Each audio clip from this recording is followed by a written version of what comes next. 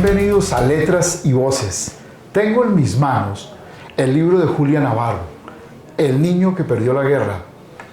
Es un libro maravilloso de leer, porque no solo está bien escrito, sino que además su lectura por capítulos cortos nos permite ir rápidamente a las páginas, ir rápidamente a la historia. Y tengo como invitada especial a la autora. Julia, bienvenida. Muchísimas gracias. ¿Por qué decidió escribir esta novela? Porque estamos viviendo en un momento a nivel mundial en el que están pasando muchas cosas. A veces uno piensa que deberíamos de aprender del pasado para no repetir los errores, pero desgraciadamente lo repetimos. Entonces, a mí me preocupa el auge de las autocracias, me preocupa el auge de los regímenes totalitarios. Entonces, al escribir este libro he querido hacer una reflexión sobre lo que esto significa y lo mucho que se parecen los regímenes autocráticos y autoritarios, sean de derechas o de izquierdas. Uno piensa, no pueden tener ningún elemento en común, y sin embargo, si uno los disecciona, tienen muchos elementos en común. El más importante, que lo primero que hacen es cercenar la libertad de los ciudadanos, instaurando la censura poco a poco e ir considerando enemigos a todo aquel que tiene una opinión discrepante. Entonces, los regímenes autocráticos, los regímenes autoritarios terminan teniendo por lo menos estos tres elementos en común, y si echamos un vistazo ahí fuera a lo que está pasando en el mundo, estamos viendo que eso empieza a suceder en todas partes del mundo.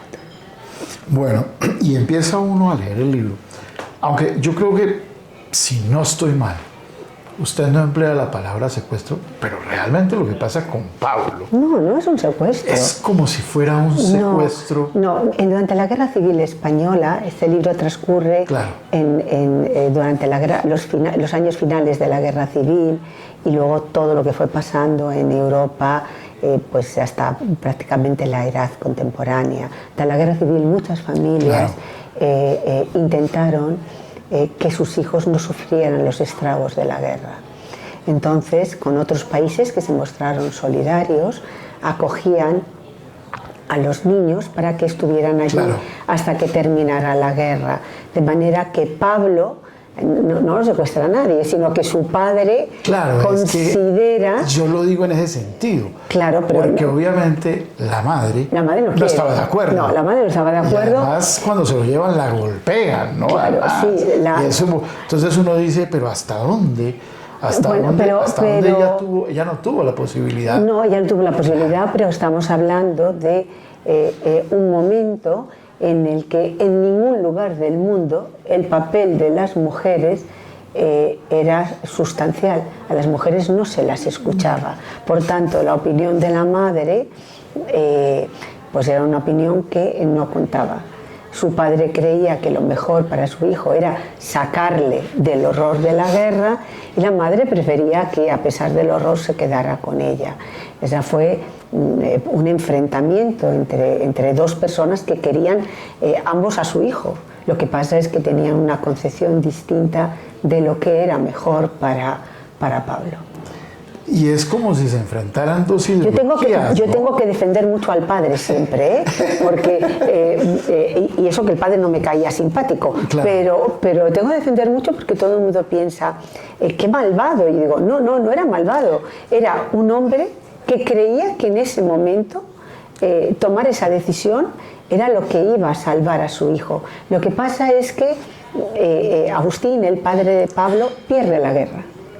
Y entonces su hijo pierde la guerra, y no hay retorno. Los niños españoles que fueron a otros países pudieron regresar.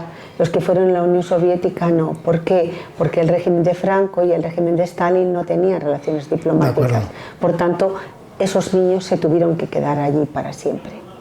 Y avanzando en la novela, Pablo, el niño, llega a Rusia y se encuentra con una familia, Boris casado con Anya, y se encuentra también con otro niño pequeño, un poquito más grande que él tal vez. El hijo de Anya. Igor. Y Y uno encuentra en esta familia, ya dentro de la familia, ya posturas ideológicas distintas, ¿no? Claro, pero vamos a ver, yo creo que la diversidad de pensamientos es fundamental, no solamente para la convivencia dentro de una familia, sino para la convivencia en un país. Qué horror si todo el mundo pensara lo mismo, si hubiese un pensamiento uniforme. Yo creo que la base siempre tiene que ser la democracia y la libertad, pero luego tiene que haber matices en cómo se construye una sociedad, cómo se hacen las cosas. La familia de Ania es una familia bolchevique, es una familia que ha participado en la guerra, que ha ganado la guerra. Pablo ha perdido la guerra porque su padre ha perdido la guerra, claro. Pero esa familia ha ganado la guerra porque el padre de Ania es un bolchevique que ha combatido junto a Lenin y por tanto son los ganadores de una guerra. Pero Ania no está de acuerdo con su padre. Claro. Y eso provoca enfrentamientos permanentes. Esto me lleva a una frase que ahí rescaté del libro de Ania.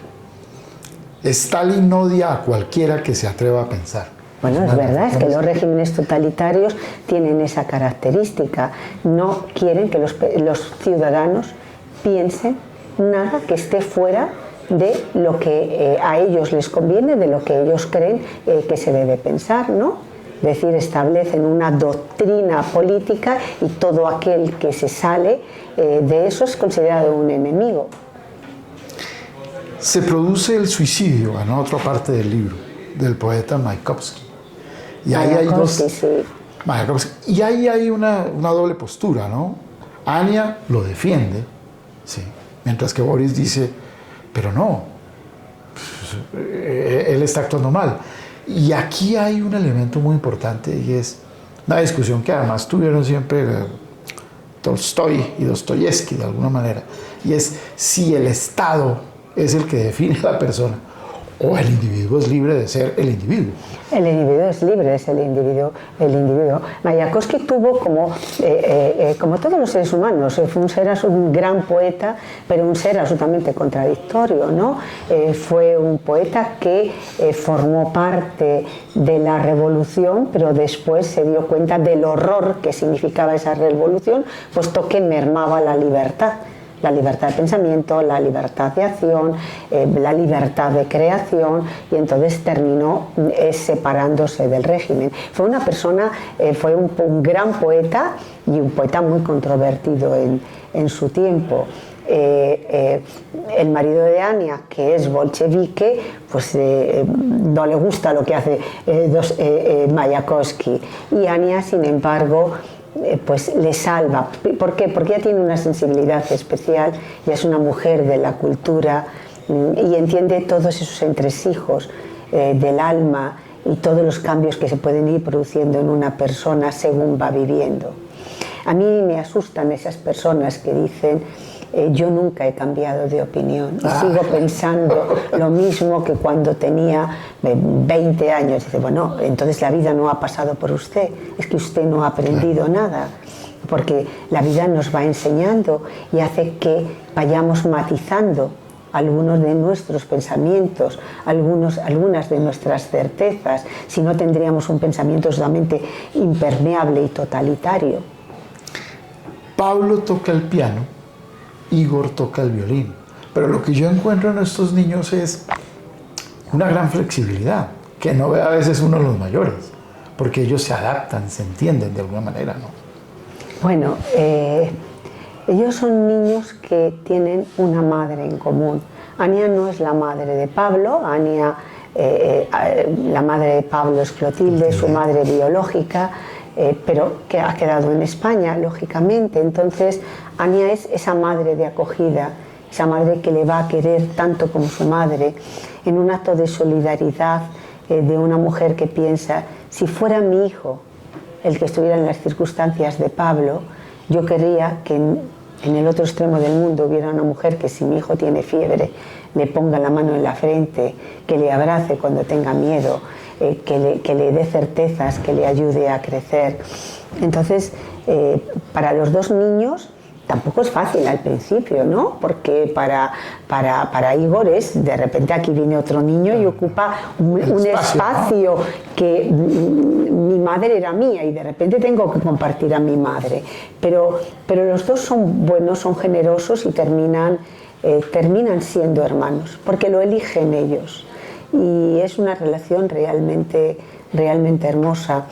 ¿Por qué uno toca el piano y otro toca el violín? Porque tienen una madre que ama la cultura, que ama el arte, que ama la música, que ama la poesía y que logra que ese amor que ella siente por la cultura, además la cultura como una expresión de libertad, la inculca a esos niños. Una de los apartes de la novela que me produjo tristeza. Es que es una novela muy triste, claro, y muy dura. Es el encarcelamiento de Anya. Y sobre todo porque ella, es decir, la razón ahí de la que habla, de querer ver a Boris Pasternak, ¿no? Esa admiración. Y uno dice, pero parece como tonto que esa sea la razón, ¿no? Bueno, durante muchos años yo creo que se ignoró, porque la Unión Soviética, el famoso telón de acero, era real, ¿no? Y se ignoró lo que se estaba pasando, aunque se tenían noticias en la Unión Soviética. La Unión Soviética se persiguió con saña a todos los intelectuales, a los escritores, a los músicos, a todo aquel que no respondía a las consignas del poder. Y Pasternak siempre tuvo una situación un poco ambigua, ¿no? Era un autor que siempre se movió en el filo de la disidencia sin terminar del todo de serlo. Pero fíjese usted que Doctor Zhivago era una obra prohibida en la Unión Soviética, sí, y que él consiguió que se publicara en Occidente, y curiosamente lo que los comunistas de la Unión Soviética habían prohibido, aquella obra, en Europa la publicó Feltrinelli, que era del Partido Comunista, ese gran editor europeo, que todavía hay una editorial que lleva su nombre y que ha continuado su familia, y que sin embargo él antepuso a la ideología la grandeza de una obra. Otro personaje, Grigori Kaminsky, el abuelo Kaminsky. Exactamente, que él habla con el padre de Anya. Correcto. Bolchevique, compañero de Lenin, sí, un convencido de la revolución. Él manejaba como esos temas como de salud, ¿no? Era como... No, él había sido un soldado que había, sí, sido herido y bueno, pues al final le habían pensionado porque ya no podía seguir claro, en la lucha. Pero era una persona terrible porque no tenía dudas. Claro. No tenía dudas. Eso es lo peor. Y entonces, al no tener ninguna duda, era de una exigencia con su propia familia absolutamente, a veces inhumana. Y lo que pasa es que él mismo fue víctima de la revolución, porque la revolución destruyó a su familia. Claro. Entonces él le reprochaba a Olga a su hermana, que la criticara, exactamente, y ella le dice una frase que me pareció muy interesante. Hasta ahora, lo único que me ha dado la revolución es miedo. Es que es lo que dio la revolución, ¿no? Claro. O sea, un sistema que acaba con la libertad, que persigue a sus intelectuales, que no permite la creación libre, que dicta no solamente lo que hay que pensar, sino lo que hay que escribir, qué música componer, que eso da mucho miedo. O por lo menos a mí también me daría mucho miedo, como a la tía Olga. En definitiva, claro, la tía Olga dice lo que yo pensaba, ¿no? Lo que yo puedo pensar de una situación así. Cuando se intenta imponer un pensamiento, y ese, más que un intento, es una acción que lleva hasta las últimas consecuencias, bueno, pues a esa mujer que es la hermana de Grigori Kaminsky, ¿no? El abuelo Kaminsky, que ella también apoya la revolución, pero al final dice, hombre, pues no era esto. No era esto. No era esto. Nos habían contado. Si estoy viviendo en una sociedad donde tengo miedo de decir en voz alta lo que pienso, si tengo miedo de discrepar, ¿dónde está la libertad por la que hemos luchado? Si desde el poder se impone una manera única de mirar la vida, afrontar la vida, de pensar, bueno, eso es una dictadura, no hay otra palabra. Otro elemento que usted toma en la novela, que también me pareció muy interesante, es el teatro. Y entonces usted habla ahí de Meyerhold, de cómo Stalin no entendió. Porque digamos, el teatro uno puede haber una... Stalin no entendió nada, claro, era un bruto, claro, absolutamente nada, no entendía nada. Es decir, ¿cómo iba a entender a un genio? Claro. Es decir, era absolutamente imposible. Claro, porque además, digamos, lo que Stalin siempre quería era que el teatro, la literatura, cualquier manifestación, fuera siempre una propaganda de la revolución. Efectivamente, es que los dictadores, los regímenes autoritarios y los regímenes autocráticos siempre quieren que toda manifestación cultural sea eso, una propaganda del propio régimen. Y persiguen, descalifican a todo aquel que se niega a que sus creaciones sean propaganda. Pero eso es tan viejo como el mundo, ¿no? Sí, claro. Y eso pasó hace un siglo y pasa en este, y me temo que pasará siempre. Sin duda. Entramos también en el terreno del periodismo, Pravda, y entonces me encuentro con un personaje, Sina, y ella dice: un régimen que encierra a sus poetas se queda sin alma.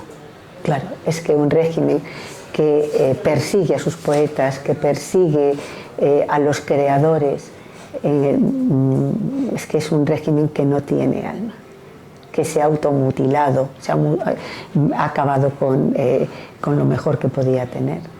Es decir, esta periodista de Pravda es una periodista que había sido una periodista absolutamente fiel al régimen, pero un día discrepa y termina en el Gulag, como termina todo aquel que manifestaba cualquier opinión disidente contra el régimen.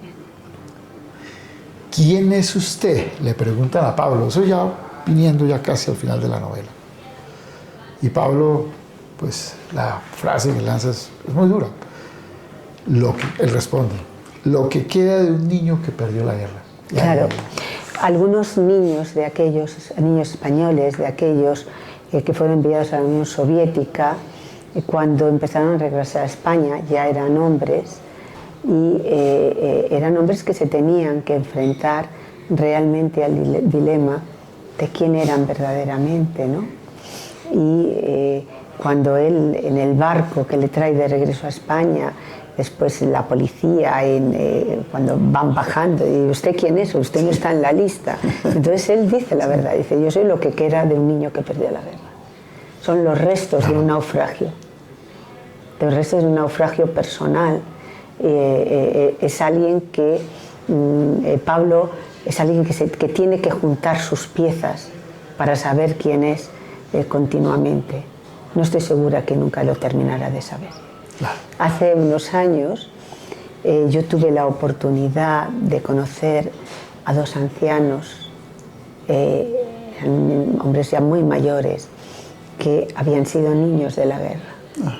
Y las cosas que me contaban, su experiencia, ese dolor de base que tenían, fue algo que a mí me impresionó muchísimo. Yo les pregunté cuáles fueron los momentos más duros para vosotros, y ellos me dijeron: no, me fue duro el día que nuestros padres nos dijeron que nos íbamos a ir, pero había la esperanza de no os preocupéis porque vais a volver, vamos a ganar la guerra y vais a volver. Pero me decían, pero el momento realmente duro fue cuando nos dijeron: se ha perdido la guerra en España y no vais a poder volver. Entonces, ese momento es realmente, ellos me lo contaban conteniendo la emoción de aquel recuerdo que debió ser terrible.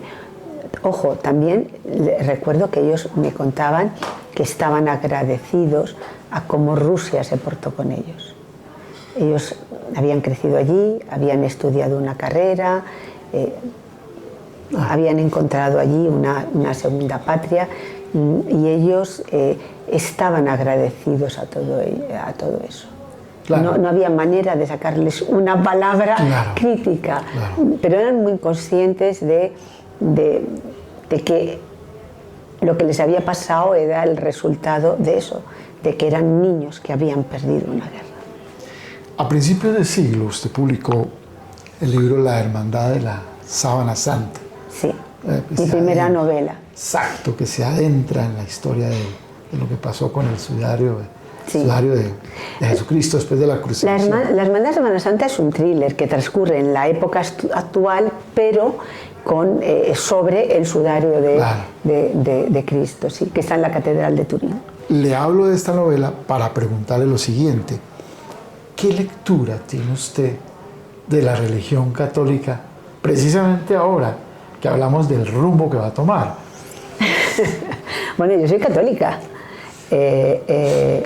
seguramente una mala católica, una católica llena de deficiencias. Si yo misma me examino desde un punto de vista ortodoxo de lo que debe ser un católico, pero yo soy católica. Occidente, y yo creo que la base de Occidente ha sido Grecia, Roma y el judeocristianismo. Entonces, aun los que no son creyentes tienen toda esa herencia cultural, esa herencia espiritual encima. O sea, es algo de lo que uno puede racionalizar y decir, vale, yo no soy creyente, pero toda esa carga no te la puedes arrancar, porque es la historia que te ha llevado a ser como eres, a pensar, es decir, todo eso está ahí. ¿Qué va a pasar ahora? El Papa Francisco ha sido un papa muy importante, ¿no? ¿Por qué? Porque ha sido capaz de acercarse a los problemas reales de la sociedad.